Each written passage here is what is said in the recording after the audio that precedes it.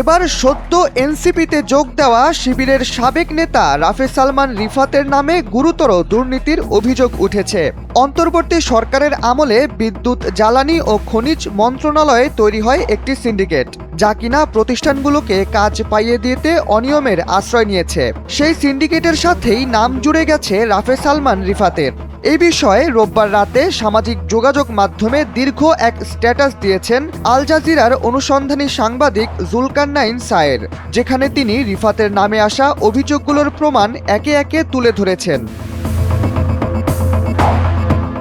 প্রায় 650 শব্দের সেই স্ট্যাটাসে সায়ের দেখিয়েছেন অন্তর্বর্তী সরকারের আমলে বিদ্যুৎ, জ্বালানি ও খনিজ সম্পদ বিষয়ক সাবেক উপদেষ্টা মোহাম্মদ ফজলুল কবির খানের সহযোগিতা এবং বিদ্যুৎ বিভাগের সচিব ফারজানা মমতাজের ঘনিষ্ঠ বলে পরিচিত রিফাত কিভাবে পদমর্যাদাকে কাজে লাগিয়ে জ্বালানি খাতে কোনো অভিজ্ঞতা না থাকা সত্ত্বেও জুলাই গণ অভ্যুত্থানের পর coal power generation company Bangladesh limited বা সিপিজিসিবিএল এর স্বতন্ত্র পরিচালক হন। RICL TMX, যুগের পর যুগ স্থাপনা থাকে মজবুত। শুধু তাই নয়, প্রাতিষ্ঠানিক এই পদমর্যাদাকে কাজে লাগিয়ে সাবেক শিবির নেতা যেসব অনিয়মের আশ্রয় নিয়েছেন, সেসব কিছুর অকাট্য দলিল ও হোয়াটসঅ্যাপের কল রেকর্ড সবকিছুই এসেছে সায়েরের হাতে। তিনি স্ট্যাটাসের শেষাংশে সেগুলো জুড়ে দিয়েছেন। অভিযোগ উঠেছে রিফাতের সঙ্গে সমঝোতা না হওয়ায় সিঙ্গাপুর ভিত্তিক একটি প্রতিষ্ঠানের দরপত্র বাতিল করে দরপত্রে অযোগ্য এক প্রতিষ্ঠানকে 10 লাখ টন কয়লা সরবরাহ করার কাজ পাইয়ে দেওয়া হয়। অভিযোগ করা প্রতিষ্ঠান ইয়ংতাই এনার্জি পিটিআই লিমিটেডের বিভিন্ন নথি পর্যালোচনা করে দেখা যায়, প্রতিষ্ঠানটির কোটি কোটি টাকা ক্ষতি করেও 1 বছর কাজ বন্ধ রেখে নিম্নমানের কয়লা কেনা হয়েছে আন্তর্জাতিকভাবে বিতর্কিত প্রতিষ্ঠান PT Sumber Global Energy TB বা SGER থেকে। এই বিষয়ে রিফাতের বিরুদ্ধে গত বছর আগস্টে সিঙ্গাপুর ভিত্তিক প্রতিষ্ঠান ইয়ংতাই এনার্জি পিটিআই লিমিটেড প্রধান উপদেষ্টার কাছে লিখিত অভিযোগ দিলেও কোনো কাজ হয়নি। এই ঘটনার প্রমাণ হিসেবে লিখিত অভিযোগের সাথে হোয়াটসঅ্যাপে রাফে সালমান রিফাত যে সমঝোতার প্রস্তাব দিয়েছেন এ সংক্রান্ত মেসেজ ও কল রেকর্ড সংযুক্ত করা হয়েছে ওই স্ট্যাটাসে।